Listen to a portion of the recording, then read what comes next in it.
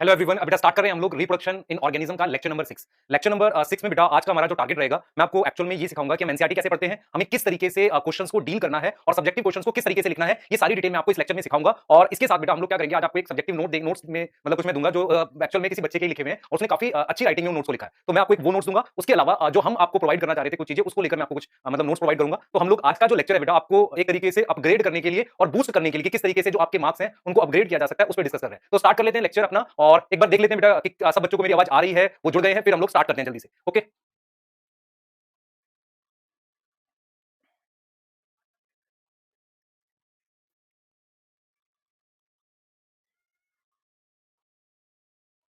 ठीक है बेटा। तो चैट ऑन है और किस तरीके से मूव करेंगे वो मैं आपको बता दूंगा। अब मेरी साउंड आ रही है प्रॉपर्ली सबको? एक बार ओके लिख दो। हम लोग स्टार्ट करने वाले हैं लेक्चर को, फटाफट से एक बार ओके यस आप लिख दो ताकि हम लोग लेक्चर को स्टार्ट कर सके, क्योंकि आपको अपने डाउट्स भी आज पूछने की जो डाउट्स आपके थे, अपने टेलीग्राम ग्रुप में बहुत सारे बच्चों ने डाउट पोस्ट किए हैं, हम उसको भी बेटा आज इवनिंग में आपको आंसर कर देंगे और वॉइस मैसेज के थ्रू मैक्सिमम जो भी आंसर बता सकते होंगे आपको बता देंगे। तो सबसे पहले हम लोग एनसीईआरटी का सेशन स्टार्ट करने वाले हैं कि एनसीईआरटी किस तरीके से पढ़नी है, क्या डिटेल्स आप दिमाग में रखेंगे एनसीईआरटी की पढ़ते वक्त और कौन सी ऐसी इंपॉर्टेंट पॉइंट्स हैं, कौन से ऐसे इंपॉर्टेंट पॉइंट्स हैं जो मिस नहीं करने आपने एनसीईआरटी में, वो आज मैं आपको स्टार्ट करूंगा। तो सबसे पहला सेशन हमारे पास एनसीईआरटी सेशन है। एक बार आप ओके लिखो चैट में, मैं स्टार्ट कर रहा हूं अपने एनसीईआरटी सेशन से। क्लियर? फटाफट से बेटा चैट में ओके लिखो और अपने डाउट्स भी आपको अगर कोई चीज है तो फटाफट से पोस्ट कर दो, मैं बीच में बताता हुआ चलूंगा। चलिए, विजिबल है मुझे लग रहा है। भाई टेलीग्राम ग्रुप सब लोग ज्वाइन कर लो, डाउट पूछ सकते हो। उसके अलावा बेटा हम लोग उस पे कुछ क्वेश्चन भी दे रहे हैं आपको अभी आजकल ना, तो वो भी आप देख सकते हो। ठीक है, क्लियर? बेटा टाइमिंग 6:40 की थी, कुछ टेक्निकल एरर हुआ था, इस वजह से 6:55 हुई है। आपको मैं क्लियर कर देता हूं, बायो की टाइमिंग जो रहेगी 6:40 की, जो क्लास 7 o'clock की टाइम है वो 6:40 हम लोग थोड़ा सा प्रीपोन करके कर रहे हैं, तो थोड़ा सा तरह से कोविड की वजह से हमने इसको किया था। ठीक है, क्लियर? चलिए बेटा, हैप्लॉन्टिक लाइफ साइकिल बताऊंगा आज मैं। एंथ्रोपोजेनिक होता है मैन मेड एक्सटिंक्शन, कुछ डाउट मैंने सुन लिया बच्चों के। एंथ्रोपोजेनिक होता है मैन मेड। ठीक है, क्लियर? नीट के लिए एनसीईआरटी सफिशिएंट है बिल्कुल, क्या एक्स्ट्रा आएगा वो भी बताऊंगा मैं आपको। ठीक है, क्लियर? हाँ, difference between binary fission and binary fission. बेटा फिजन मतलब सेल का डिवाइड होना, जब दो सेल में डिवाइड होगा तो बाइनरी फिजन। चलिए स्टार्ट कर लेते हैं फटाफट से। ठीक है, क्लियर? चलिए स्टार्ट करें बेटा। एल्गी में जो मियोसिस के बाद बनता है वो जरूरी नहीं है जूस्पोर। जूस्पोर एक्चुअल में एसेक्सुअल स्पोर होता है। एक बच्चे ने पूछा है कि एल्गी में मियोसिस के बाद क्या जूस्पोर बनता है। देखो आज का जो सेशन है हम लोग प्रैक्टिस सेशन की फॉर्म में डील कर रहे हैं, तो मैं जो बातें बताऊंगा बहुत ध्यान से सुनना। सबसे पहले हम लोग अपना थोड़ा सा टाइम डिवोट करेंगे एनसीईआरटी की सारी लाइनें डीकोड करूंगा मैं आपको, जिसे हम कहते हैं कि एनसीईआरटी पढ़नी कैसे और कौन सी लाइन आपने याद रखनी है। तो स्टार्ट कर लेते हैं अपना एनसीईआरटी का प्रैक्टिस सेशन। आज का हमारा गोल क्या है? आज का गोल है हमारे पास बेटा हम लोग डील करने वाले हैं कुछ प्रीवियस ईयर के क्वेश्चन हमने ऑलरेडी डील कर लिए हैं, मैंने आपको करवाए हैं, साथ के साथ इंपॉर्टेंट क्वेश्चन करेंगे और एनसीईआरटी की इंपॉर्टेंट लाइंस पे बात करेंगे। और मेरा आज का टारगेट ये भी है, मैं आपको सब्जेक्टिव क्वेश्चंस के बारे में बताऊंगा कि जो एनसीईआरटी की बैक एक्सरसाइज में सब्जेक्टिव क्वेश्चंस है उनको बताऊंगा। तो अब मैं ये मान रहा हूं कि आप चैट को स्टॉप करेंगे और एक बार चैट रोकने के बाद हम लोग अब आगे मूव करेंगे और चीजों को देखेंगे। तो मैं ये मान रहा हूं कि अब आप एक बार चैट रोक दो, मैं स्टार्ट कर रहा हूं टॉपिक को। फटाफट से चैट रोक दो, हम लोग स्टार्ट कर रहे हैं टॉपिक को। ठीक है, ठीक, चलिए स्टार्ट कर लेते हैं बेटा। एक बार हम लोग एनसीईआरटी से डिस्कशन करना स्टार्ट करना है हमने। सबसे पहले हमारा जो आज का टॉपिक रहेगा एनसीईआरटी डिस्कशन। हमने एनसीईआरटी की लाइनों को समझना है, एक एक पॉइंट को समझना है, एनसीईआरटी क्या बोलती है। तो अपनी एनसीईआरटी प्लीज अपने साथ रख लो और जो लाइनें मैं मार्क करूंगा और बताऊंगा ये इंपॉर्टेंट है तो आपको वो पढ़ना है। अब सबसे पहला पेज जो एनसीईआरटी में गिवन है, मैं एक बार रिपीट कर रहा हूं, सबसे पहला पेज जो एनसीईआरटी में गिवन है वो है हमारे पास लाइफ स्पान पे। लाइफ स्पान क्या होता है, बहुत इंपॉर्टेंट पॉइंट रखे थे, उसको हमें डिस्कस करना है। तो एनसीईआरटी ने क्या क्या पॉइंट्स पे डिस्कस किया है जरा फटाफट से देखेंगे, वो सारे पॉइंट्स हम लोग डिस्कस करने वाले हैं। सबसे पहले देखो, सबसे पहले क्या है, देखो फर्स्ट लाइन है, every each and every organism can live only for a certain period of time. तो कहीं ना कहीं ये बात कर रहा है कि हर एक ऑर्गेनिज्म एक फिक्स टाइम तक जिंदा रहता है। ठीक है, तो एनसीईआरटी ने सबसे पहले जो डेफिनेशन बताई है लाइफ स्पान की, देखो ये एनसीईआरटी ने डेफिनेशन दिया फर्स्ट पेज पे, नेचुरल डेथ और इसके बीच के बर्थ के बीच के टाइम पीरियड को हम क्या कहते हैं, लाइफ स्पान कहते हैं। दूसरा उसने कहा कि लाइफ स्पान जो है वो फिगर 1.1 में जो फिगर था वहां पर काफी सारे ऑर्गेनिज्म के लाइफ स्पान गिवन थे, कुछ हमने आपको बताया था। ठीक है, तो दूसरा हम लोग यहाँ पे कह रहे हैं कि हम लोग अगर लाइफ स्पान पता करते, देखो सेवरल अदर, अब देखो तो मैं आपसे कहूं इंपॉर्टेंट लाइन कौन सी है, पहली इंपॉर्टेंट लाइन सिर्फ ये है हमारे पास। ठीक है, क्लियर? उसके बाद हमने ये देखा कि एनसीईआरटी ने बोला है कि आपने उस डायग्राम से क्या पता लगाया जो लाइफ स्पान दे रखे हैं, है ना, आपके पास जो लाइफ स्पान दे रखे हैं, आपने जो जगह है उसमें आप लाइफ स्पान लिखो, ये बोला उसने। उसने कहा कि जब आप ऑब्जर्व कर रहे हो, it is interesting and intriguing to note that it may be as short as few days as long as few thousands of year. NCERT कहती है कुछ दिन से लेकर कुछ हजार सालों तक लाइफ स्पान जा सकता है। अगर मैं स्पोर की बात करूं तो हजार साल तक जिंदा रह सकता है। दूसरा ये कह रहा है कि हमारे पास जरा ये दो एक्सट्रीम है ना, दो एक्सट्रीम है, क्लियर, हमारे पास लाइफ स्पान को लेके, क्लियर, ये चीज समझ आ रहा है। तो हम ये कह रहे हैं you may note that life span of organism are not necessarily correlated with their size. अब मेरी बात सुनो, इस पेज का क्या सिग्निफिकेंस है, एक दो लाइन में बता रहा हूं। पहला लाइफ स्पान की डेफिनेशन, दूसरा आपने डिफरेंट लाइफ स्पान याद करना। तीसरा ये कह रहा है कि आपने ये ऑब्जर्वेशन करी कि लाइफ स्पान कुछ दिन से लेकर कुछ बहुत लंबे समय तक जा सकता है। दूसरी ऑब्जर्वेशन आपने क्या करी है बेटा, दूसरी ऑब्जर्वेशन आपने क्या करी कि लाइफ स्पान हमारे पास जरूरी नहीं है साइज से रिलेट करे। तो इस वाले पार्ट से आपको इतनी बात याद रखनी है, कर सकते हैं ये चीज, क्लियर? आपको समझ आ रहा है एनसीईआरटी में क्या याद रखना है? मुझे 3 से 4 पॉइंट याद रखने हैं इस पूरी सारी लाइनों में से। यहां तक कुछ ना समझ आया हो पूछो, क्लियर, यहां तक आ गया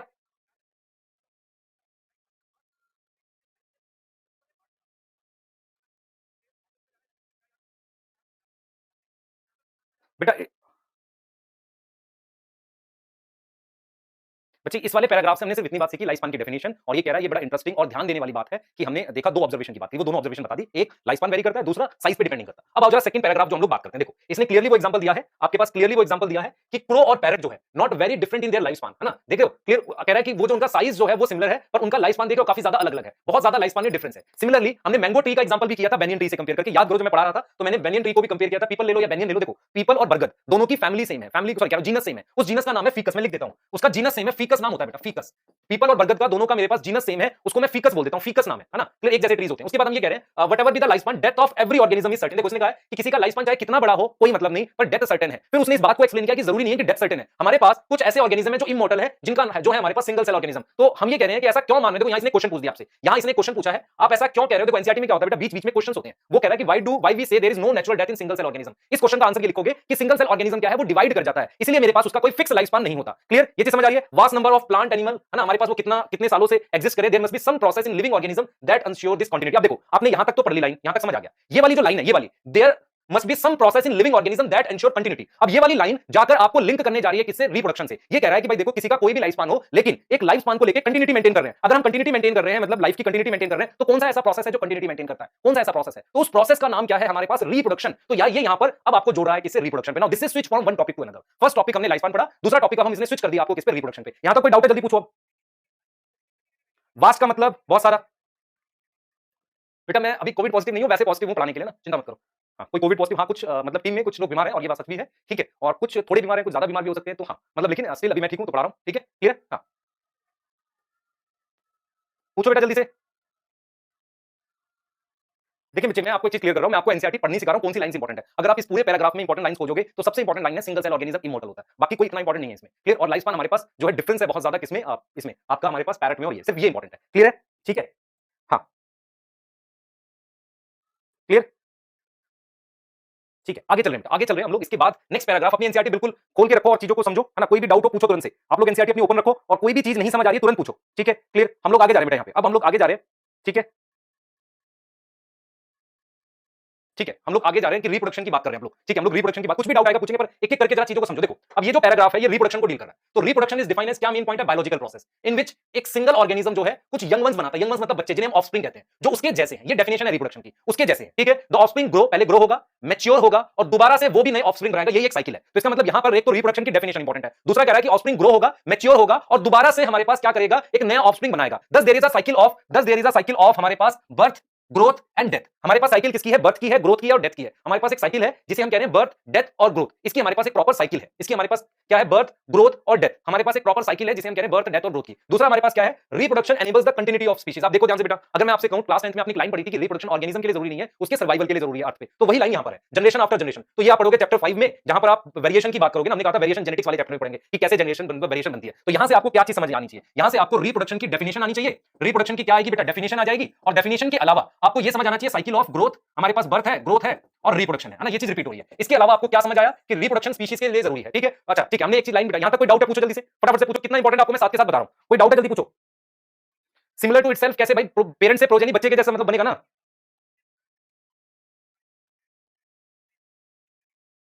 बेटा इंटरग्रूइंग का क्या मतलब होता है, इंटरग्रूइंग मतलब होता है कि इंटरग्रूइंग पूछ रहे हो, जैसे कह रहे इट इज इंटरेस्टिंग और इंटरग्रूइंग मतलब एक तरीके से पहेली जैसा। पहेली जैसा मतलब एक तो इंटरेस्टिंग भी है और अजीब लग रहा है मुझे कि इतना लाइफ स्पान में डिफरेंस है, ये लिखा हुआ है, ठीक है।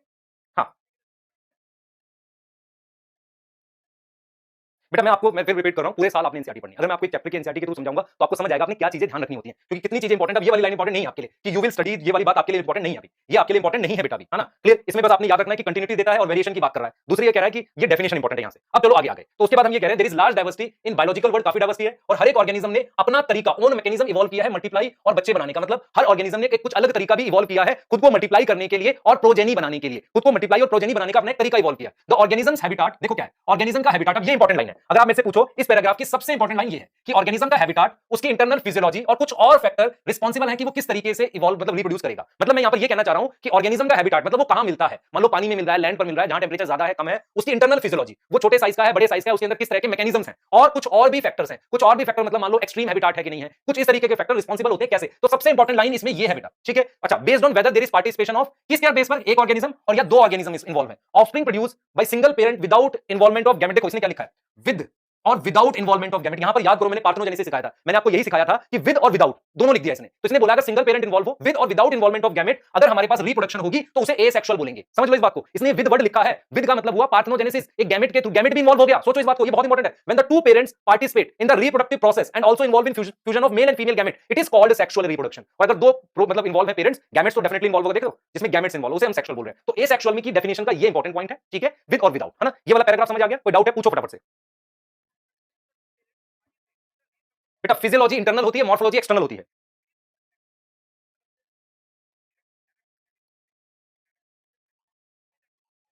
अच्छा एक चीज मैं आपको बताता हूं बेटा, कुछ बच्चे ऐसे हैं जैसे अभी जस्ट 12 स्टार्ट हुआ है, मैं एक हम लोग मोटिवेशन की बात भी करते हैं बच्चों से, पर ये मोटिवेशन रियलिटी है। होता क्या है जब 12 स्टार्ट होती है और हम हर साल ये देखते हैं, मतलब हम लोग एक तरीके से एक उस रास्ते जैसे हैं जहां से हर साल बहुत सारे मतलब लोग पास होते हैं, तो बहुत सारे लोग का मतलब बच्चे हो गए। तो हमने क्या क्या रिस्पॉन्स क्या देखते हैं बेटा हम लोग, आप में से बहुत सारे बच्चे जब 12 स्टार्ट करते हैं तो उनको बहुत अच्छा लगता है, बहुत अच्छे अच्छे नोट्स बनाते हैं, सारा काम डेली करते हैं। फिर उन्हें ऐसा लगता है यार ये बहुत थोड़ा काम है, इसको डेली करने की जरूरत नहीं है, तो एक दिन में भी कर लूंगा। फिर वो काम को धीरे धीरे छोड़ने लगते हैं। धीरे धीरे 1 से 2 महीने के बाद इतने सारे चैप्टर्स हो जाते हैं सारे सब्जेक्ट के मिला के, उन्हें लगता है यार काफी सारा कंप्लीट हो गया, अब तो मैं शायद मुझे पढ़ना चाहिए। लेकिन जब वो फिर स्टार्ट करते हैं पढ़ना तो उन्हें समझ आना कम हो जाता है, क्योंकि वो पुराना रिवाइज नहीं कर रहे थे। फिर और इकट्ठा होना स्टार्ट होता है। तो फाइनली जब 3-4 महीने होते हैं तो उनका इतना बैकलॉग इकट्ठा हो जाता है कि उन्हें पता नहीं चलता। तो आप अभी कहां पर हो? आप स्टेज 1 पे हो, जहां पर आपको मजा आ रहा है, आप सीख रहे हो। लेकिन आपको ये लग रहा है डेली में बहुत कम पढ़ाई हो रही है, इतनी में मजा कहां आ रहा है, और होनी चाहिए। तो पहले आप इसको कंप्लीट करो, टाइम बचे तो और कुछ पढ़ सकते हो। लेकिन अगर आप छोड़ना स्टार्ट करोगे इसके 1 वीक के बाद से बहुत सारे बच्चे रिलैक्स हो जाते हैं, तो वो नहीं करना आपने। ठीक है, क्लियर है? ध्यान से समझ आ रही है मैंने क्या बोला बेटा आपको बात? तो ये चीज आपको ध्यान रखनी है कि जो मैं आपको बोल रहा हूं क्या मतलब इंपॉर्टेंट बातें हैं वो ध्यान रखनी है। चलो अब स्टार्ट करते हैं नेक्स्ट वाले को, क्योंकि ये मोटिवेशन ही रियलिटी है। ठीक है, क्लियर? ये रियलिटी है बेटा, ये रियल में होता है बच्चों के साथ।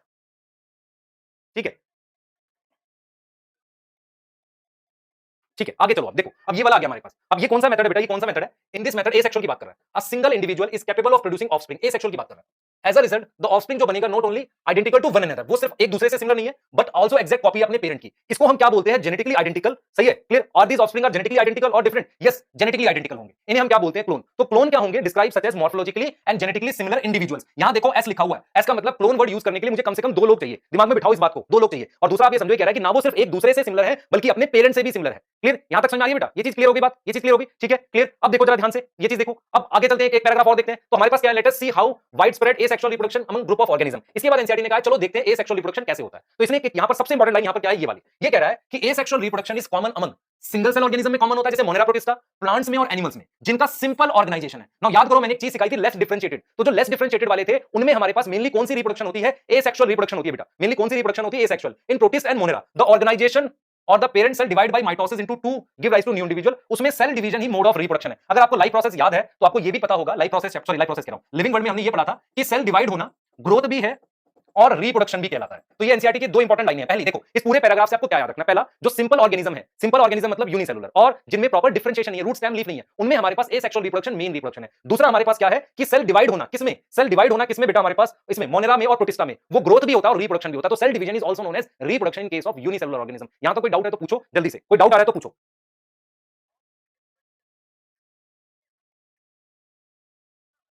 बेटा कोई बुक को लेके मैं नहीं बोल पाऊंगा कि गुड और बैड, पर हम आपको इतना मटेरियल देंगे जो आपके लिए सफिशिएंट होता है। ठीक है, क्लियर? हाँ, कोई डाउट है पूछ लो जल्दी से। कोई डाउट है बेटा जल्दी से पूछो। ओके लिखो, आगे चले। अमीबा की लाइफ साइकिल याद करनी है ऐसा तो कुछ है नहीं। ओके लिखो, आगे चले बेटा। हाँ लेक्चर्स इनफ है बेटा, किसी भी बोर्ड के लिए इनफ है बेटा। हैबिटाट में मैं आपको एक ऐसे भी बता देता हूं, मान लो कोई लोग पहाड़ पे रहते हैं तो उनका लाइफ स्पान बड़ा होता है ना, क्योंकि वहां पर कंडीशंस अच्छी हैं, तो हैबिटाट पे डिपेंड करता है। ठीक है, क्लियर है? चलो आगे देखो, कुछ डायग्राम है आपके पास, जैसे ये किसका दे रखा है भाई? ये डायग्राम्स जो आपको करने हैं, ये किसका दे रखा है? मेरे पास ईस्ट का दे रखा है, बडिंग दे रखी है। अमीबा का वो सिंपल डायग्राम है बाइनरी फिजन वाला, है ना? ये क्या है? बाइनरी फिजन का डायग्राम है, और बाइनरी फिजन से सेल बने हुए हैं आपके पास दोनों। उसके अलावा ये देखो, ये जूस्पोर है। ये हमारे पास क्या है बेटा? जूस्पोर है ना? ये हमारे पास जूस्पोर है, आपको ध्यान रखना है, ये जूस्पोर है। जूस्पोर देखो क्या है? ये कौन सी एल्गी है? ये एल्गी क्लोमाइडोमोनास है। इस क्लोमाइडोमोनास के अंदर, क्लोमाइडोमोनास के अंदर ये फ्लैजिलेटेड स्पोर बने हैं, मतलब माइटोसिस हुई है और माइटोसिस से हमारे पास क्या बने हैं? फ्लैजिलेटेड स्पोर बने हैं। तो जो फ्लैजिलेटेड स्पोर बने हैं उन्हें हम क्या नाम दे रहे हैं? जूस्पोर। तो जूस्पोर के लिए मैंने क्या क्या बोला था बेटा? याद करो जल्दी से। जूस्पोर को मैंने क्या बताया था याद करने के लिए? आपको याद करो, मैंने कहा था जूस्पोर एसेक्सुअल स्पोर है, मोटाइल है ना, और सिंगल सेल का है। कैसा है? सिंगल सेल का। ये मेरे पास जूस्पोर हो गया। और ये देख रहे हो, ये वाला जो स्पोर बन रहा है इसे हम कोनिडिया कहते हैं। तो कोनिडिया और जूस्पोर में डिफरेंस कर सकते हो। जूस्पोर ये एल्गी में बन रहा है, ये वाला फंजाई में बन रहा है कोनिडिया। जूस्पोर क्या होता है हमारे पास? जूस्पोर होता है बेटा हमारे पास मोटाइल, पानी में होता है। ये मेरे पास नॉन मोटाइल होता है दोनों सिंगल सेल। कोई डाउट है जल्दी से पूछो, नहीं तो ओके लिखो, आगे चलेंगे। ठीक है, फौजिया कोई बात नहीं बेटा, कोई वीडियो लीक कर रहा है तो, पर एक चीज और भी है ना, टीचर हम लोग पढ़ाते हैं आपको सारा, टेंशन मतलब वो तो बाद में देखेंगे हम लोग। ठीक है, क्लियर? हाँ, उसके लिए मत परेशान हो, अभी जो करा रहे हो उस पे ध्यान दो, है ना? टाइम वेस्ट मत करो, अपना ध्यान से देखो। अब ये आपके पास क्या है बेटा? ये आपके पास हाइड्रा है। हाइड्रा में क्या बनी हुई है? बड। अब ये वाली बडिंग इस वाली बड से अलग है, ये यूनिसेलुलर में बड है। इसमें ईस्ट का नाम कौन, सब दो दो तीन तीन बार लिख के याद करो। सैक्रोमाइसिस आएगा बेटा, सैक्रोमाइसिस हमारे पास मेन ईस्ट है जो आपको पढ़ना है, ठीक है। ये अमीबा के लिए लिखा हुआ है। उसके बाद ये मेरे पास बड है हाइड्रा में, ये जो स्ट्रक्चर बना हुआ है ये जेम्यूल है। ये क्या है हमारे पास, जेम्यूल है। क्या है स्ट्रक्चर, ये जेम्यूल। और जेम्यूल किसमें होता है, ईस्ट में होता है, क्लियर। सॉरी, जेम्यूल किसमें होता है मेरे पास, स्पॉन्जिस में, क्लियर। बेटा जूस्पोर फंजाई में होता है, लेकिन वो फाइकोमाइसीज में होता था, अगर आपको याद है लेक्चर मेरा, ठीक है। बेटा एक बार मुझे एनसीईआरटी फटाफट से कराने दो, समझाने दो, उसके बाद मैं आपके डाउट्स भी बताऊंगा अभी, ठीक है। आज ही बताऊंगा जो भी है, ठीक है। अब जरा देखो आगे आते हैं हम लोग।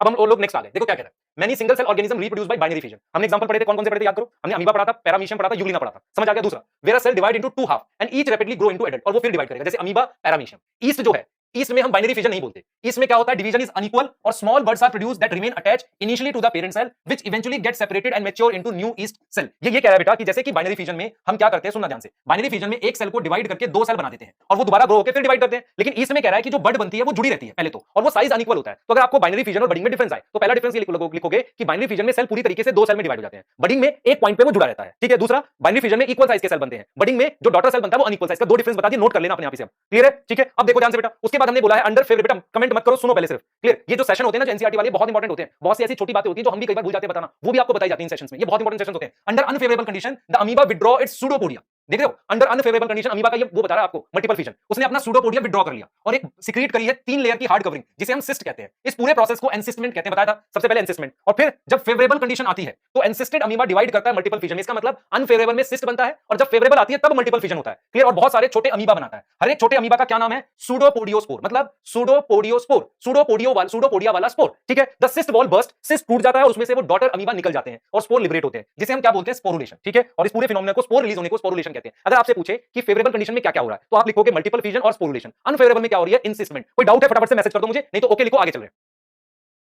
बेटा जामा कब जो होता है वो उसमें होता है।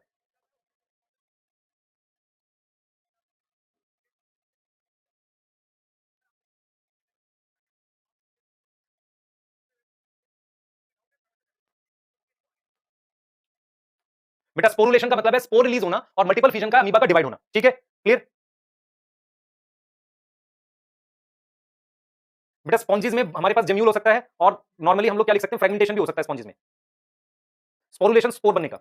एंथ्रोजोइड गैमेट होता है, और किसी बच्चे ने पूछा सिमिलरिटी होती है कि एंथ्रोजोइड और जूस्पोर में, एंथ्रोजोइड गैमेट है। स्पोर एसेक्सुअल रिप्रोडक्शन से बना, भले ही फ्लैजिला दोनों में है ना, दोनों में फ्लैजिला है। आगे आओ, चलो अब यहां पर आ जाओ। बेटा किसी बच्चे ने क्वेश्चन नंबर 23 डीपीपी का पूछा मेरे से, उस क्वेश्चन को लिख दो, मैं बता दूंगा आपको, बट उसमें लिख दो, मैं आपको बता दूंगा, कोई दिक्कत नहीं, ठीक है। Members of kingdom fungi and simple plant such as algae. देखो इसने यही चीज बोला है कि फंजाई और जो सिंपल प्लांट है जैसे कि एल्गी, ये कैसे रिप्रोड्यूस करते हैं, स्पेशल एसेक्सुअल रिप्रोडक्शन कर सकते हैं, जिन्हें हम क्या कहते हैं बेटा, most common of these are zoospore that are usually किसमें होता है, माइक्रोस्कोपिक मोटाइल स्ट्रक्चर है। माइक्रोस्कोपिक का मतलब होता है बहुत छोटा, तो माइक्रोस्कोपिक मोटाइल स्ट्रक्चर है जिसको हम क्या बोल रहे हैं, जूस्पोर बोल रहे हैं, जिसको हम क्या बोल रहे हैं बेटा, जूस्पोर बोल रहे हैं। ध्यान से सुनो आप लोग, तो जिसको हम जूस्पोर बोल रहे हैं, तो माइक्रोस्कोपिक मोटाइल स्ट्रक्चर है जिसको हम जूस्पोर का नाम दे रहे हैं। तो हम ये कह रहे हैं बेटा एल्गी में तो जूस्पोर होता है ये, और फंजाई में हमारे पास कोनिडिया होता है, ठीक है। बड किसमें होता है, हाइड्रा में। जेम्यूल किसमें होता है, स्पॉन्जिस में। क्लियर हो गई बात, ठीक है, क्लियर। अब जरा एक बार आगे देखो फटाफट से, और क्या है बेटा हमारे पास, देखो वेजिटेटिव, और क्या बेटा, is vegetative reproduction is also a type of asexual reproduction. पूछा गया है कि वेजिटेटिव, देखो मैं आपको एक चीज समझाता हूं बेटा। हम क्या करते हैं जब फंजाई पढ़ते हैं तो एसेक्सुअल रिप्रोडक्शन को हम कैसे लिखते हैं, हम लिखते हैं एसेक्सुअल रिप्रोडक्शन अलग लिखते हैं, वेजिटेटिव अलग लिखते हैं। हम अगर आपको रियल में बताएं क्या वेजिटेटिव रिप्रोडक्शन एसेक्सुअल रिप्रोडक्शन, अगर ऐसा सवाल आपसे कोई क्वेश्चन पूछे, देखो कितना अच्छा ये क्वेश्चन मिला है, आप क्या बोलोगे, तो मेरा एक बार डिस्कशन सुनना, अगर आपको समझ आएगा तो आपको फायदा होगा। देखो मैं क्या कह रहा हूं, मैं ये कह रहा हूं बेटा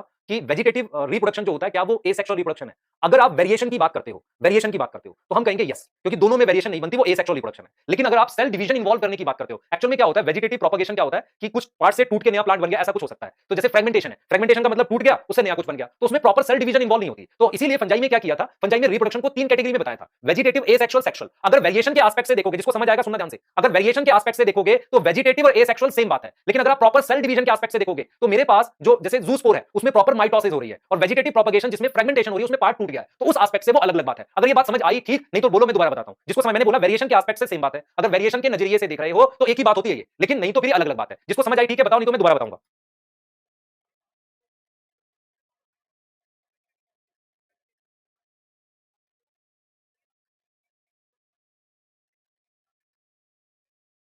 चलो एक बार दोबारा बताता हूं, कुछ बच्चे रिपीट लिख रहे हैं, मैं एक बार दोबारा बताऊं। देखो मैं क्या कह रहा हूं बेटा, ध्यान से सुनना, मैं क्या कह रहा हूं, मैं आपको ये कह रहा हूं, ध्यान से देखना, मैं ये कह रहा हूं कि मान लो आपके पास ये जूस पोर, ये क्रोमैटोमोनास है, तो इसमें जूस पोर बनाने के लिए, ये इतने सारे जूस पोर बनाने के लिए प्रॉपर माइटोसिस हुई है, प्रॉपर माइटोसिस मतलब एक सेल डिवीजन हुई है टू गिव जूस्पोर। तो जूस्पोर बनाने के लिए प्रॉपर माइटोसिस हुई है हमारे पास। लेकिन अगर मैं, ध्यान सुनो, अगर मैं ये एल्गी है, ये फिलामेंट है उसका, इस फिलामेंट को ऐसे ब्रेक कर दूं तो मेरे पास दो फिलामेंट बन गए, तो इसे मैंने क्या बोल दिया, वेजिटेटिव बोल दिया। तो यहां वेजिटेटिव का मतलब फ्रेगमेंटेशन है। तो फ्रेगमेंटेशन में प्रॉपर उस तरह की डिवीजन नहीं हुई जैसे हम यहां बात कर रहे थे। तो प्रॉपर डिवीजन हुई नहीं यहां पर, तो यहां पर प्रॉपर माइटोसिस हो रही है। तो हम इसको कह रहे हैं एसेक्सुअल, इसको कह रहे हैं वेजिटेटिव। अगर मैं वेरिएशन की बात करूं तो दोनों में वेरिएशन नहीं बनती, तो ये सेम बात है। लेकिन अगर मैं बात कर रहा हूं किसकी बेटा, अगर मैं बात कर रहा हूं किसकी कि ये अलग अलग किस सेंस में, यहां प्रॉपर सेल डिवीजन हो रही है, यहां नहीं हो रही। ये बात समझ में आई? ठीक नहीं तो बताओ, बोलो बेटा। अच्छा, मेरी मेरी एक बात सुनना, जो बच्चे रिपीट करें एक बार सुनना ध्यान से। जब आप मेरा फंजाई वाला लेक्चर देखना कभी पेज सीरीज में जाके, तो आपको एक चीज समझ आएगी वहां पर। फंजाई में या एनसीईआरटी खोल के देखना, पेज नंबर 22 पर लिखा होगा। फंजाई में तीन तरह की रिप्रोडक्शन दे रखी है, vegetative, asexual, sexual. Why vegetative और एसेक्सुअल इज गिवन सेपरेटली? क्योंकि वो वेरिएशन के एस्पेक्ट से नहीं देख रहा कैसे हो रहा है, उसके एस्पेक्ट से देख रहा है। तो उसने एसेक्सुअल में जूस्पोर और कोनिडिया लिखे हैं, वेजिटेटिव में फ्रेगमेंटेशन लिखी है। इतनी बात याद रखो। तो आप उस क्वेश्चन का आंसर ये लिखो, वो सेम बात होती है अगर वेरिएशन लोगे, सेम बात नहीं होगी अगर वेरिएशन वाला नजरिया नहीं रख के किसी और तरीके से बात करोगे। इतनी बात अगर आपको आ जाएगा तो अच्छा है, नहीं आएगा तो फिर दो बार सुनना, फिर नहीं आएगा तो तीन बार सुनना, और फिर मैं बताऊंगा एक बार और से। ठीक है, क्लियर? हम भी छोड़ेंगे नहीं जब तक समझ नहीं आएगा। ठीक है, क्लियर? हाँ, और तुम भी मत छोड़ना जब तक नीट ना हो जाए, या बोर्ड के लिए पढ़ रहे हो तो बोर्ड में पूरे मार्क्स ना आने की उम्मीद ना हो जाए, तब तक छोड़ना नहीं, पढ़ाई करते रहना। ठीक है, ध्यान सुनो बेटा। अब आगे जाओ। Why in animals and other simple organism the term asexual is used unambiguously? Unambiguously मतलब कोई कंफ्यूजन नहीं होता। क्या है, एनिमल्स में और सिंपल ऑर्गेनिज्म में एसेक्सुअल, और क्या करते हैं, और इन प्लांट्स जो है, सॉरी देखो क्या है, इन एनिमल्स और other simple organism term asexual is used unambiguously. In plant the term vegetative reproduction is frequently used. ठीक है, देखो क्या कह रहा है, in animals and other simple organism the term asexual is used unambiguously. In plant the term vegetative reproduction is frequently used. मतलब ये कहना चाह रहा है कि देखो भाई, प्लांट के केस में जैसे ग्राफ्टिंग है, लेयरिंग है, वो वेजिटेटिव प्रोपगेशन के तरीके होते हैं। लेकिन एनिमल में एसेक्सुअल जो है, जैसे मान लो एनिमल में स्पॉन्ज है, स्पॉन्ज ने जम्यूल बनाया, उसे एसेक्सुअल मान लेते हैं। तो एनिमल में एसेक्सुअल वर्ड बहुत फ्रीक्वेंटली आसानी से यूज कर देते हैं। प्लांट में क्या रहता है, एसेक्सुअल कई बार अलग लेते हैं और उसके साथ हम लोग जो वेजिटेटिव वाला जो टर्म है उसको अलग से इस्तेमाल करते हैं। ये देखो क्लियर? तो क्या कह रहा है, इन प्लांट्स जब हम वेजिटेटिव प्रोपगेशन की बात करते हैं तो उसमें हम एक अलग तरह की रिप्रोडक्शन की बात करते हैं, जहां पर कोई कोई पार्ट होता है प्लांट का जो नया पार्ट बनाता है। क्लियर? इस तरीके की बात करते हैं। यहां तक समझ में आ रहा है? बोलो। अनएम्बिगुअसली का मतलब बेटा ग्राफ्टिंग, लेयरिंग, ये सब मैं बता रहा हूं एक बार। हैंड रिटन नोट्स आज मिल जाएंगे। अनएम्बिगुअस का मतलब होता है कोई कंफ्यूजन नहीं। एनिमल में बहुत जनरली यूज कर देते हैं अनएम्बिगुअसली। यहां पर क्या होता है, वेजिटेटिव प्रोपगेशन इनके लिए यूज करते हैं। रनर देख रहे हो, are capable of giving new plant, और ऐसे स्ट्रक्चर को हम वेजिटेटिव प्रोपग्यूल कहते हैं। जैसे मान लो पोटैटो है, पोटैटो का ट्यूबर कहते हैं, तो वो जो पोटैटो होता है वो एक तरीके से वेजिटेटिव प्रोपगेशन, प्रोपगेशन मतलब नया प्लांट बनाना, तो वेजिटेटिव प्रोपगेशन के लिए इस्तेमाल होता है। ये चीज समझो ध्यान से, और इस स्ट्रक्चर के लिए नाम देते हैं वेजिटेटिव प्रोपग्यूल। अब बहुत सारे बच्चों ने मेरे से अभी पूछा है कि व्हाट इज ग्राफ्टिंग, लेयरिंग। अच्छा देखो, ठीक है बता देते हैं बेटा। देखो जरा ग्राफ्टिंग, लेयरिंग बता देते हैं आपको क्या है, ध्यान से देख लो। व्हाट इज ग्राफ्टिंग और लेयरिंग? ठीक है, फटाफट से देखो, ग्राफ्टिंग लेयरिंग बता रहे हैं आपको। एक चीज देखो बेटा, देखो ग्राफ्टिंग लेयरिंग बता रहे हैं, जल्दी से देखना। ठीक है, देखो क्या बता रहे हैं ग्राफ्टिंग लेयरिंग। देखो हमारे पास क्या होता है, एक मान लो कोई स्टेम है, ऐसे कोई प्लांट है इस तरीके से, उसकी स्टेम काट दी मैंने ऐसे, इस तरीके से, इस तरीके से स्टेम काट दी। क्यों? क्योंकि इसका रूट सिस्टम बढ़िया है। उसके ऊपर एक और प्लांट लगा दिया, मान लो मैंगो ही है ये, तो मैंगो की मैंने एक वैरायटी थी जिसकी रूट अच्छी थी, जिसकी रूट बेटर थी, तो जिसकी रूट बेटर थी और यहाँ पर मैंगो अच्छा लग रहा था, तो मैंने क्या किया, ध्यान सुना, मैंने क्या किया यहाँ पर बेटा, मैंने क्या किया है, जिसकी रूट सिस्टम अच्छा था, इसे हम कहते हैं स्टॉक। ग्राफ्टिंग का क्या मतलब होता है, एक स्टेम लेते हैं, उसको ऐसे काटते हैं, उसके ऊपर एक दूसरा पार्ट हमारे पास क्या लगाते हैं, इस तरीके से लगा सकते हैं, उसे हम ग्राफ्टिंग कहते हैं। उसे हम क्या बोलते हैं, ग्राफ्टिंग। तो ग्राफ्टिंग में जो नीचे वाला हिस्सा होता है उसे स्टॉक कहते हैं, जो हिस्सा ऊपर लगाते हैं उसे स्कियोन कहते हैं। तो स्टॉक और स्कियोन, तो ये वो प्लांट होगा जिस पर लगाएंगे जिसकी रूट बढ़िया है और ये ज्यादा अच्छे मैंगो देगा, इसको लगाएंगे, तो इसे हम क्या बोलते हैं बेटा, ग्राफ्टिंग बोलते हैं। दूसरा मेरे पास लेयरिंग होता है। लेयरिंग का क्या मतलब है, मान लो ये ट्री है कोई, इसकी मैंने ब्रांच ले ली कोई, इस ब्रांच पर मैंने क्या किया, इस तरीके से थोड़ा सा मेन्योर बांध दिया, मेन्योर मतलब गोबर बांध दिया, साथ में पानी मॉइस्चर दे दिया, तो ये जो ब्रांच है इस पर रूट आ जाएगी, इसे हम लेयरिंग कहते हैं। क्या बोलते हैं, लेयरिंग। फिर इस पार्ट को यहां से कट करके नया प्लांट बन जाएगा, तो ये होती है हमारे पास लेयरिंग। तो आपने पढ़ा हुआ है बेटा ग्राफ्टिंग, ग्राफ्टिंग ये होता है, दिस इज ग्राफ्टिंग। ग्राफ्टिंग के बाद ये होती है लेयरिंग। लेयरिंग आपको बता दी, लेयरिंग दो तरीके से हो सकती है। एक तो ये वाली, मान लो कोई ब्रांच है, आप नया प्लांट बनाना चाहते हो, उस ब्रांच पे आपने कपड़ा गीला करके गोबर या मेन्योर बांध दिया, अब उस पार्ट से इस पे रूट्स आ जाएंगे, इसे लेयरिंग कहते हैं। फिर एक होती है स्टेम कटिंग। कटिंग होती है जैसे रोज में करते हैं। रोज में क्या करते हैं बेटा, स्टेम कटिंग करते हैं। अगर आपको 11th याद आए, कौन सा हार्मोन स्टेम कटिंग में रूट्स लाता था, ऐसे रूट्स आ जाएंगे, उसको काट के लगा देंगे, उसमें रूट्स आ जाएंगे। रोज वगैरह में करते थे स्टेम कटिंग। क्लियर? रोज में करते थे, तो आपको समझ आना चाहिए, स्टेम कटिंग हमने बता दी आपको। ठीक है, क्लियर? हाँ, लेयरिंग जैस्मिन में कर सकते हो बेटा। कटिंग, लेयरिंग, ग्राफ्टिंग बेटा बड ग्राफ्टिंग मत करो, नहीं करना आपने। देखो आप मेरी बात सुनो, कुछ पैकेजेस में ग्राफ्टिंग की टाइप होती है। अच्छा, ये एयर लेयरिंग कहलाती है, एयर में लेयरिंग। लेयरिंग जमीन में भी कर सकते हैं, जैसे स्टोलन होता है ना, वैसे भी कर सकते हैं। तो आपको सिर्फ क्या नाम, आपको थोड़ा सा समझ आना चाहिए, ग्राफ्टिंग, लेयरिंग, कटिंग होता है, इससे ज्यादा नहीं चाहिए बेटा, बहुत डीप नहीं पूछेगा। जैसे एयर लेयरिंग, बड ग्राफ्टिंग, क्राउन हमारे पास क्या होती है, हम लोग क्राउन ग्राफ्टिंग, कई तरीके होते हैं, वो सब नहीं करना। आप थोड़ा सा बेसिक समझ लो बस। ठीक है, क्लियर? ऑक्सीजन आएगा भाई, ऑक्सीजन आएगा बेटा, ऑक्सीजन आता है रूटिंग इन स्टेम कटिंग में। ठीक है, जल्दी से करते हैं बेटा, आगे करते हैं। कुछ बच्चों को मजा नहीं आ रहा, लिख रहे हैं बोरिंग यार, क्या चुटकुले थोड़ी सुनाऊंगा आपको यहाँ पे। अगर मेरे को एनसीईआरटी समझानी है तो एनसीईआरटी समझानी है, उसमें कोई जोक तो मैं वैसे भी नहीं सुनाने वाला, आपको सारी लाइनें थोड़ी आती होंगी। आज एनसीईआरटी 4 बार पढ़ो, आपको नई लाइन मिल जाएगी। ये बच्चे वही समझेंगे जिनका सिलेक्शन होगा, क्योंकि आपको ये समझ आना चाहिए एनसीईआरटी की एग्जाम खत्म होने तक कम से कम आपने 20 से 25 रीडिंग की होनी चाहिए। मतलब बोर्ड का एग्जाम और नीट का एग्जाम खत्म होने तक कम से कम 20 से 25 रीडिंग होनी चाहिए। और मैं आपको सिर्फ ये बता रहा हूं कौन सी लाइन इंपॉर्टेंट है, पढ़ना कैसे है। स्टेज 1 है, सिखा रहा हूं, सीख लो। अच्छा है, नहीं सीखोगे तो 1 साल के बाद सीख लोगे, वो आपकी मर्जी है, कब सीखोगे, 2 साल बाद भी सीख सकते हो। ठीक है, ये आपकी मर्जी, तो मेहनत तो करना ही पड़ेगा बेटा। ठीक है, आगे चलते हैं जल्दी से। Obviously since the formation of this structure does not involve two parents, है ना, इसमें हमारे पास 2 पेरेंट्स नहीं इन्वॉल्व है, सिंगल पेरेंट इन्वॉल्व है। ठीक है, क्लियर? अच्छा देखो, ये फ्रेगमेंटेशन की बात कर रहा है, हर एक फ्रेगमेंट टूट कर नया वो बना सकता है ऑर्गेनिज्म, जैसे हाइड्रा। तो हाइड्रा में दो तरीके से रिप्रोडक्शन हो गई, एक फ्रेगमेंटेशन हो गई और एक बडिंग होती है, ये लिखा हुआ है। This is known as asexual mode, जिसे हम फ्रेगमेंटेशन कहते हैं। ठीक है, आगे देखते हैं हम लोग। उसके बाद इसने बात किया बेटा, आपने you must have heard about scorch of the water body और about the terror of Bengal, मतलब जिसने पानी को खराब कर दिया या टेरर ऑफ बंगाल की बात कर रहा है। ठीक है, टेरर ऑफ बंगाल क्या है? एक तरीके से जिसने पानी को नुकसान पहुंचाया है। वो कौन था बेटा? इकॉर्निया था हमारे पास। कौन था वो? इकॉर्निया। कौन था हमारे पास? इकॉर्निया था। ठीक है, क्लियर? ठीक है, तो हमने यहां पर ये समझना है कि टेरर ऑफ बंगाल और ये क्या है। तो एक जिसने बहुत नुकसान पहुंचाया, जिसने बहुत ट्रबल करी, तो वो हमारे पास कौन है? वाटर हाइसिंथ, जिसको हम इकॉर्निया कहते हैं। Invasive, what is invasive? जो किसी जगह घुस जाए तो पानी में एंटर कर गया ये। और growing whenever there is standing water. तो आपको समझ आया कि ये कहां मिलता है बेटा? ये तालाब में आसानी से मिलेगा, बिकॉज जो पॉन्ड वाटर है वो स्टैंडिंग वाटर है, या कहीं रिवर में कॉर्नर्स में मिल जाएगा जहां थोड़ा स्टैंडिंग वाटर होगा। वो ऑक्सीजन निकाल देता है पानी से, क्योंकि यूज कर लेता है, और फिश मर जाती है उससे। ठीक है, और इसको क्यों लाए थे बेटा? इस प्लांट को हम ही लेकर आए थे खुद इंडिया में। इसके फ्लावर्स ब्यूटीफुल थे और शेप ऑफ लीफ की वजह से, और ये बहुत तेजी से फैल गया। ठीक है, clear? All over the water body ये बहुत तेजी से फैल गया और इससे छुटकारा पाना बहुत मुश्किल था। Difficult to get rid of लिखा हुआ है। क्यों मुश्किल था? क्योंकि जैसे असल में थोड़ा सा भी बसता था, बहुत तेजी से मल्टीप्लाई करता है। कैसे? वेजिटेटिव प्रोपगेशन से। तो क्वेश्चन आता है why it is difficult to get rid of Eichhornia. तो आप क्या लिखोगे? रीजन लिखोगे क्योंकि वेजिटेटिव प्रोपगेशन से तेज मल्टीप्लाई करता है। क्लियर है बेटा? स्कॉर्च का मतलब होता है, स्कॉर्च जो वर्ड लिखा हुआ है इसका मतलब है अ पर्सन विच कॉज बहुत प्रॉब्लम, जो प्रॉब्लम करता है। ठीक है, इन्वेजिव बेटा, इन्वेजिव मतलब नई जगह, कोई चीज जैसे मान लो कहते हैं इन्वेजन, अटैक करना, नई जगह जाना, तो ये नई जगह आ गया। ठीक है, स्कॉर्च का मीनिंग बता दिया। कोई डाउट है पूछ लो फटाफट से, इसके बाद आगे बात कर रहे हैं बेटा, जल्दी देखो।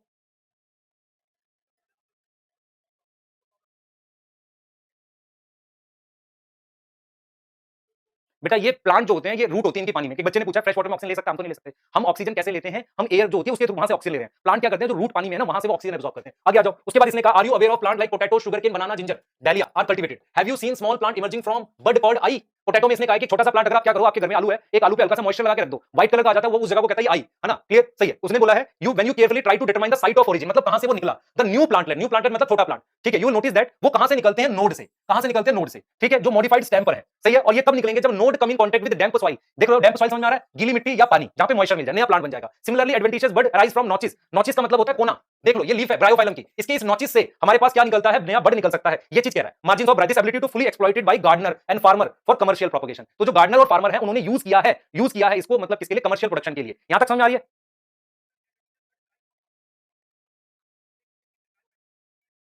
बेटा इकोनिया ट्रेविसेप्स करके नाम होता है ना? फुल नाम आपको देखना, मैं बताता हूं कहां मिलेगा। एनवायरमेंटल इश्यूज चैप्टर नंबर 60, वहां जाके चेक करो, आपको वहां पर एक टॉपिक है जहां पर वाटर पोल्यूशन लिखा, वहां नाम मिलेगा इकोनिया का लिखा हुआ। मेरी बातें ध्यान रखना, क्योंकि मैं जो बोलता हूं वो मिल जाता है ना एनसीईआरटी में, क्योंकि मुझे एक्जेक्टली पता है कहां है। ठीक है, it is interesting to note that asexual reproduction is common method of reproduction in organism. ठीक है, तो ये कह रहा है कि भाई सिंपल ऑर्गेनिज्म में, सिंपल ऑर्गेनाइजेशन वाले ऑर्गेनिज्म में एसेक्सुअल रिप्रोडक्शन कॉमन मेथड है। याद करो, मैंने एक एग्जांपल बताया था फंजाई का, कि फंजाई एसेक्सुअली रिप्रोड्यूस कर रही है ना, और वो सेक्सुअल रिप्रोडक्शन पे शिफ्ट करती है just before of onset of adverse condition. मतलब मुश्किल कंडीशन आने से पहले वो एसेक्सुअल से सेक्सुअल पे शिफ्ट करती है। मुश्किल कंडीशन मतलब जब उस जिस प्लांट पर उसने अटैक किया फंजाई ने, उस फंजाई रिप्रोड्यूस करेगी एसेक्सुअली। जैसे ही प्लांट का ग्रोइंग सीजन खत्म होगा, वो कहां चली जाएगी? सेक्सुअल रिप्रोडक्शन शो करेगी। यहां तक समझ में आ रहा है बेटा? ठीक है, क्या शो करेगी? Sexual reproduction. क्लियर? ठीक है, why is sexual reproduction favour under such condition? क्योंकि सेक्सुअल रिप्रोडक्शन से जो जाइगोट बनता है उसकी थिक वॉल होती है, इसीलिए वो फेवर होता है। Asexual as well sexual mode of reproduction are exhibited by higher plant, on the other hand only sexual mode. देख रहे हो आप? एक चीज देखो ध्यान से बेटा, देखो मैं आपसे एक सवाल पूछूं कि व्हाई हायर प्लांट्स में एसेक्सुअल और सेक्सुअल दोनों मिलता है, हायर एनिमल्स में जैसे ह्यूमन में सिर्फ सेक्सुअल मिलता है? आंसर करो क्यों?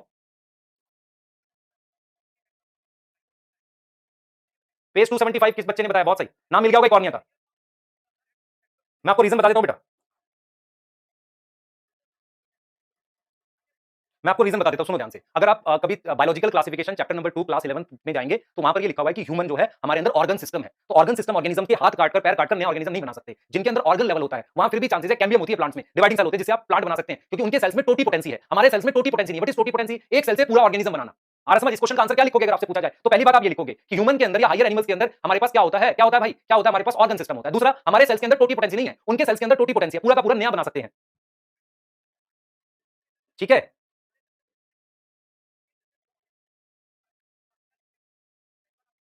बेटा हमारे लिवर के सेल्स जो रीजनरेशन शो करते हैं, पर ऐसा तो नहीं लिवर से ह्यूमन बन सकता है पूरा, नहीं। क्लियर? लिवर से लिवर ही बन रहा है। टोटी पोटेंसी होता है एक सिंगल सेल से पूरा ऑर्गेनिज्म बना सकना, ये ह्यूमन में नहीं होगा। ठीक है, वो उसके सिर्फ जाइगोट में होता है। आ जाओ सेक्सुअल रिप्रोडक्शन। सेक्सुअल रिप्रोडक्शन हमारे पास क्या है भाई? देख लेते हैं सेक्सुअल रिप्रोडक्शन क्या है हमारे पास। ठीक है, sexual reproduction involve formation of male और फीमेल गैमेट, अलग अलग, either bye same individual. Same individual कौन होगा? Bisexual organism.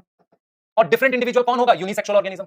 ठीक है, द गैमेट फ्यूज करके क्या बनाएंगे? जाइगोट, जो आगे डेवलप करेगा न्यू ऑर्गेनिज्म में। ये एक इलॉबरेट है। इलॉबरेट मतलब एक प्रॉपर बड़ा मैकेनिज्म है, कॉम्प्लेक्स है, काफी सारे स्टेप हैं, स्लो प्रोसेस है as compare to asexual. Because of fusion of male and female gamete, sexual reproduction में जो ऑफस्प्रिंग बनता है, जो बच्चा बनता है, that are not identical to among themselves. ना वो पेरेंट जैसा एग्जैक्ट सेम होगा, ना आपस में एक दूसरे जैसा सेम होगा, मतलब अलग होगा। क्लोन नहीं होगा। क्लोन क्या होता है? या आइडेंटिकल क्या होता है? पेरेंट जैसा हो और आपस में एक दूसरे जैसा हो। अ study of diverse organism plant और एनिमल शो दैट उनमें अलग अलग मॉर्फोलॉजी है। देखो ये जो लाइन है, ये मुझे बहुत पसंद है। ये लाइन क्या कहती है? देखो ये लाइन का मीनिंग क्या है? लाइन कहती है कि जो ऑर्गेनिज्म है, जो हमारे पास क्या शो करते हैं? Sexual reproduction. ये लाइन ये कहती है उन ऑर्गेनिजम्स में हो सकता है अलग अलग स्ट्रक्चर हो सकता है अलग अलग मॉर्फोलॉजी हो, स्ट्रक्चर हो, फिजियोलॉजी हो, पर उनके अंदर एक कॉमन मेथड है सेक्सुअल रिप्रोडक्शन का। क्या? गैमेट बनेंगे, गैमेट फ्यूज करेंगे, फिर उससे जाइगोट बनेगा, जाइगोट मियोसिस करेगा, ऐसा कुछ चल रहा है। यहां तक समझ आई? इस तरीके का कुछ चल रहा है। तो ये हमारे पास है। दूसरा हम क्या कह रहे हैं बेटा, ध्यान सुनिए, हो गया। दूसरा हम क्या कह रहे हैं कि when it comes to sexual mode of reproduction they share a similar pattern. ये कह रहे हैं ना कि अगर हम बात करते हैं स्ट्रक्चर की तो फंजाई और ह्यूमन बिल्कुल अलग है, but mode of reproduction is gamete बनेगा, फर्टिलाइजेशन होकर जाइगोट बनेगा, वो बेसिक चीजें सेम है। क्लियर? ये देखो, let us first discuss that कौन से फीचर्स की हम बात कर रहे हैं। ऑल ऑर्गेनिज्म, हर एक ऑर्गेनिज्म को एक स्टेज तक पहुंचना पड़ता है। उस स्टेज को हम क्या बोलते हैं? जुवेनाइल फेज एनिमल में और वेजिटेटिव फेज प्लांट में। This phase is variable in, देख रहे हो, इसका टाइम अलग अलग हो सकता है, पर हर ऑर्गेनिज्म को एक मैच्योरिटी तक पहुंचना पड़ता है। क्लियर है? ठीक, पूछो अब बेटा। लाइव में नोट्स अगर नहीं बना पा रहे हैं तो अभी एक बच्चे ने बहुत अच्छे नोट्स बनाए थे, मैं आपको ग्रुप में ऐड कर रहा हूं, वो आपको मिल जाएंगे। इसके अलावा मेरे भी लिखे हुए नोट्स आपको मिलेंगे, पर मैं उसको थोड़ा सा और साफ लिख के दूंगा, थोड़ी सी मेरी राइटिंग बहुत अच्छी नहीं है। ठीक है? क्लियर? हाँ। टोटीपोटेंसी क्या होता है बेटा? धीरज, टोटीपोटेंसी होती है जब एक सिंगल सेल है, उस सिंगल सेल से पूरा ऑर्गेनिज्म बन जाए।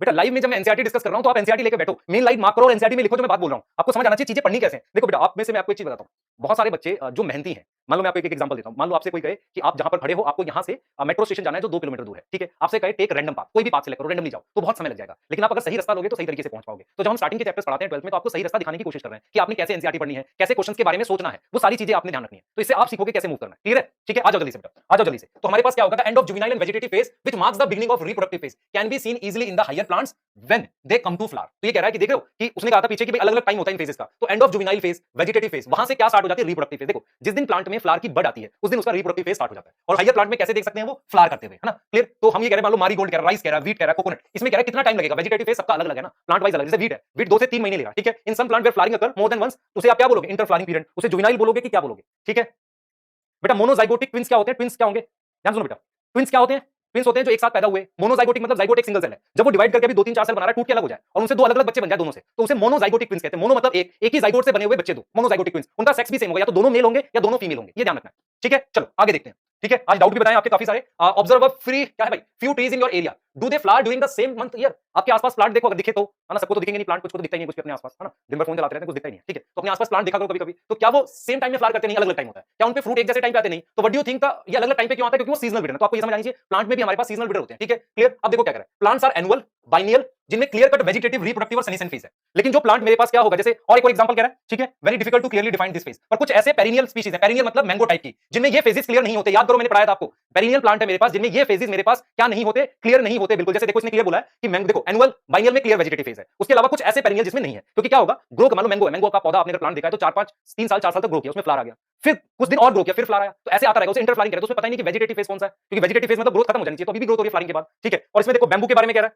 और क्या कह रहा है बेटा? फॉर एग्जांपल हमारे पास बैम्बू स्ट्रोबिलेंथस कुंथियाना, ठीक है, क्लियर? उसमें हमारे पास क्या होगा? बैम्बू और स्ट्रोबिलेंथस जो है, उसमें हमारे पास क्या होगा? यहाँ पे स्ट्रोबिलेंथस वाली स्लाइड चाहिए, उसमें हमारे पास क्या होगा? क्लियर कट जो बैम्बू है और स्ट्रोबिलेंथस कब ग्रोथ की थी? मतलब 12 साल में एक बार फ्लावर करता है, याद आया? ठीक है, तो 12 साल में एक बार फ्लावर करता है बेटा, है ना?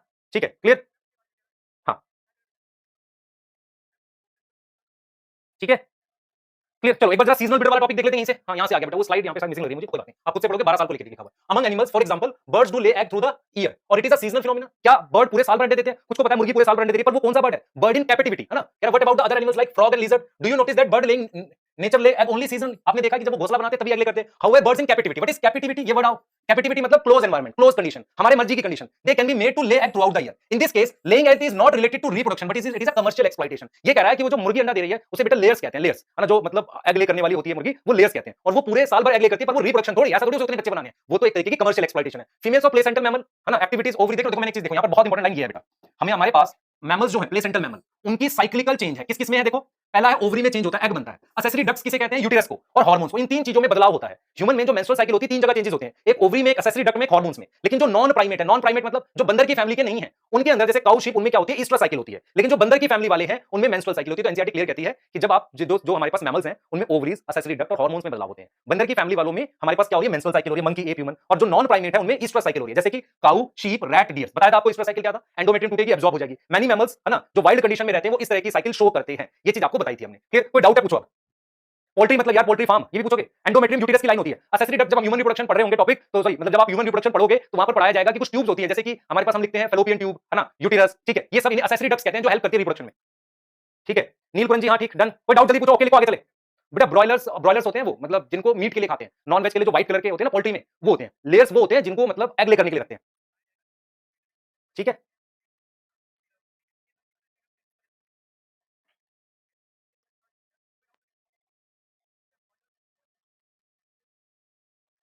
चलो बेटा मैंने काफी सारी एनसीईआरटी बताई है, ऑल्दो अभी पेंडिंग है हमारे पास काफी। चलो कुछ देखते हैं फटाफट से। और देखो हमने क्या क्या पढ़ा बेटा, क्या क्या पढ़ लिया यहाँ पे। Phases and called seasonal breeder बता दिया आपको। Many other mammals are reproductively active throughout their reproductive phase, उन्हें क्या बोलेंगे कंटीन्यूअस। तो मैमल्स में जो प्राइमेट्स है वो कंटीन्यूअस ब्रीडर है, बाकी वो जो होते हैं हमारे पास सीजनल होते हैं। ठीक है अब देखो व्हाट इज सेनीसेंस, क्या होता है ग्रोइंग ओल्ड। जो यहाँ पर ये सेनीसेंस कह रहा है ना, सेनीसेंस होता है ग्रोइंग ओल्ड, बूढ़ा होना। तो इसका मतलब क्या है, इसका मतलब ये है, ध्यान सुनिए, end of reproductive phase can be considered as one of the parameters of senescence और old age. There are concomitant changes in the body like slowing of metabolism. आप देख रहे हो क्या लिख रहा है ये, मतलब कह रहा है कॉन्कॉमिनेंट का मतलब होता है बेटा साथ में होने वाले, मतलब एक साथ लगातार होने वाले कुछ ऐसे बदलाव होते हैं, लगातार होने वाले कुछ ऐसे बदलाव होते हैं बॉडी में, जैसे कि मेटाबॉलिज्म स्लो हो जाता है, मतलब हमारी बॉडी का मेटाबॉलिज्म स्लो हो जाता है during the last phase of life span. Old age ultimately leads to death. मैं आपको एक एग्जांपल बताता हूं। नॉर्मली क्या होता है, एक एज के बाद सभी लोग मोटे हो जाते हैं। जैसे मैं आपको एक चीज बताऊं, जब आप देखो एक एज होती है मान लो 13 साल 12 साल, फिर मान लो 18 साल 20 साल, उसमें मेटाबॉलिज्म फास्ट ही होता है, आप जितना खा रहे हो डाइजेस्ट हो रहा है, पर मेटाबॉलिज्म 35 32 में स्लो हो जाता है, तो उस वक्त फिर वेट गेन होता है ना। तो एक तो वेट गेन हो गया, तो हम ये कह रहे हैं कि भाई और जब ओल्ड एज की तरफ जाते हैं तो और ज्यादा मेटाबॉलिज्म स्लो हो जाता है, तो वो भी हमारे पास हमारी बॉडी के रिएक्शन स्लो होने लगते हैं, कुछ ऑर्गन्स का फेलियर होता है, तब जाके डेथ होती है। क्लियर है। एक बच्चा लिख रहा है बस करो अल्लाह का वास्ता भगवान, ऐसी बातें यार, तुम्हें पूरा चैप्टर पढ़ा दिया उसके बाद ऐसी बात कर रहे हो तुम लोग हैं। सही है, तो पूरा चैप्टर पढ़ाने के बाद ये कर रहे हैं, सही, बहुत सही है ना।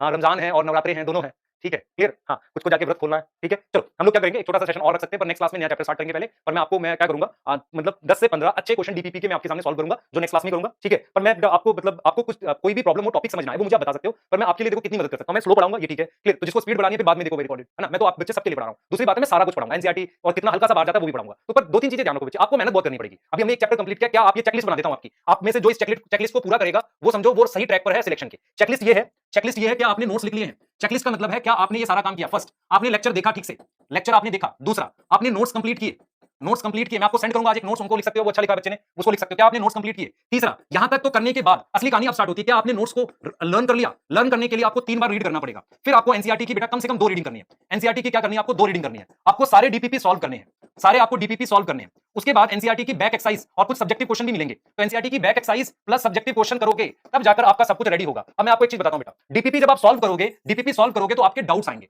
उन डाउट्स को प्रॉपर्ली अपनी कॉपी में नोट करो और आप देखो कि आप उन डाउट्स को सॉल्व कर पाएंगे नहीं। दूसरा क्वेश्चन सॉल्व करने का ये तरीका है, पहले आप क्या करोगे, ऐसे सॉल्व करोगे 1 का 2 3 4 कहीं पेज पे नंबर लिख लो, मतलब एक कॉपी बना लो जहां पर आपने डीपीपी के लिए नंबर लिखा हुआ है, डीपीपी 1 ऑफ दिस टॉपिक, एक अलग रजिस्टर बनाओ, उसमें डीपीपी सॉल्व करो पूरे तरीके से। कुछ कह रहे हैं सर टाइम पास करें, टाइम पास नहीं करना, तुम्हारा साल बचा रहा हूं सर, ठीक है। कुछ प्रॉपर्ली क्या करो 1 2 3 4 5 करके एक लिस्ट, मतलब एक रजिस्टर बनाओ जिसमें रिप्रोडक्शन इन ऑर्गेनिज्म की डीपीपी सॉल्व कर रहे हो, 1 2 3 4 5, उसके आगे एबीसी लिखो, फिर आप एक बार आंसर चेक करो, जो आपका गलत हुआ है उसका रीजन खोजो क्यों गलत हुआ है। ऐसा नहीं करते कि पहला क्वेश्चन किया उसका आंसर देखा पीछे से, कभी कुछ नहीं आएगा जिंदगी में आपको। पहले पूरी सॉल्व करो एज अ टाइम लगा के, टाइम लगा के मतलब वॉच लेके बैठो कि कितने समय में कर रहे हो, इस तरीके से बेटा इंप्रूवमेंट होगी, नहीं तो इंप्रूवमेंट नहीं होगी। ये आपके पास चेकलिस्ट है जो आपने चैप्टर वाइज फॉलो करनी है, ठीक है। मेरा सपोर्ट ये रहेगा, आपको हर एक चैप्टर के मैं नोट्स जरूर दूंगा, हर एक चैप्टर की डीपीपी जरूर दूंगा, और हर एक चैप्टर के लिए बेटा आपको एनसीईआरटी बेस्ड रीडिंग्स भी देने की हम लोग पूरी पूरी कोशिश करेंगे। जैसे अभी बताया टाइम लगता है, मैं अलग से भी दे सकता हूं, उसको कोई दिक्कत नहीं है, पर सपोर्ट बहुत ज्यादा करेंगे, लेकिन आपको करना पड़ेगा। अब एक बार लिखो ओके अगर आपको मेरी बात समझ में आ गई है, ठीक है क्लियर, ठीक है ओके लिखो क्लियर। बेटा ये आपके सिलेक्शन के लिए, मेरा मतलब इसमें है ना, हम हर साल बहुत सारे बच्चे पढ़ाते हैं, हम चाहते हैं सब डॉक्टर पढ़े बने, पर बेटर ट्रुथ तो आपको भी पता है, तो मेहनत करना बेटा आपने, ऐसे नहीं चलेगा। ओके लिखो, क्लास एंड करेंगे इस बात के साथ, क्योंकि थोड़ा सा बच्चा उसको करेंगे डिस्कस हम लोग, पर पहले मैं नया चैप्टर आपके लिए स्टार्ट करूंगा। आप क्या क्या कर सकते हो, टेलीग्राम पे डाउट्स भेजो, वहां बताएंगे जिनके डाउट्स नहीं पूरे हुए अभी। डिप्लॉन्टिक हेप्लॉन्टिक में बता देता हूं मुझे क्या क्या बताना है आपको, डिप्लॉन्टिक हेप्लॉन्टिक बताना है, ठीक है, वो डिस्कस करेंगे हम लोग, ठीक है क्लियर है, ठीक है। एंड करें सेशन, ठीक। बस मेरी बात सुन लो ध्यान से बच्चे, मैं एक बढ़िया एफर्ट चाह रहा हूं, पहला चैप्टर खत्म हुआ है, अगली क्लास में 3 रीडिंग के बिना बताना एनसीईआरटी की, या 2 लिखी हुई एक अपनी मर्जी से करना सर के लिए, ये 2 तुम्हारे लिए एक मेरे लिए, ठीक है, करके आना फिर बात करेंगे, ठीक है डन, सही है, ठीक है। टीम थोड़ी सी अभी बीमार है, कोई बात नहीं, सब ठीक हो जाएंगे, ठीक है ओके बेटा बाय, डन कर लोगे, इतना ट्रस्ट कर रहा हूं मैं आप पे कि करके दोगे मुझे, ठीक है बेटा, ठीक है, थैंक यू।